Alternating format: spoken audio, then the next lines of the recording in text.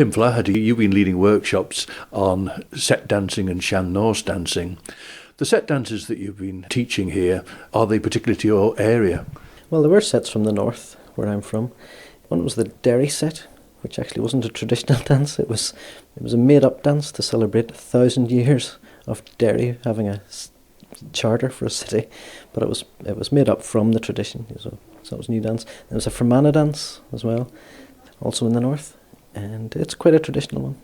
The one I did, there was a lot of polkas in it. There's also Fermanagh quadrilles, which is maybe one of the dances which is closest to the original French quadrilles, which this form of dancing originated from. And, well, we've lots of dances in the north.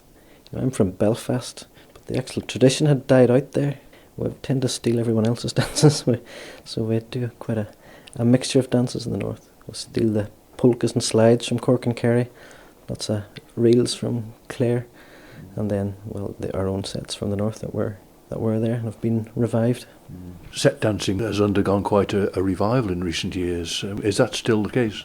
Yeah, well, it's probably peaked at this stage. Maybe the mid-90s. It seemed the whole country was doing it. But so these things go on peaks and troughs. But it's still quite popular, and it's still done in areas where it had died out. So it's still quite a common way to spend an evening. But in addition to the sett dancing, then you've been teaching sean nós style dancing. How regional is that? Well, it can be regional. You can, if you see Connemara dancers, they've got their very own particular style and steps. Other regions are specific. There's a Roscommon quite style. Again, Cork and Kerry, they're bucklepping around the place like kangaroos. You can almost spot them. It's almost as distinctive as an accent. You could tell somebody where they're from by the way they dance. Although the popularity of sett dancing has almost ruined that in a way. It's become quite a generic thing. People using the same steps. So it's maybe being lost as a victim of its own success, really, because it's become so popular. Maybe the regional side is maybe waning a little. As well as the dance workshops, you also led an instrumental workshop. What's your own background in music? Well, it was through dancing that I was led to music originally. I didn't play music at all until I started dancing, and I thought, oh, sounds nice.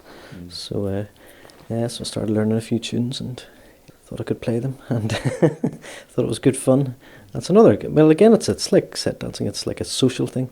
You go out to the pub of an evening and meet friends and play tunes and have fun.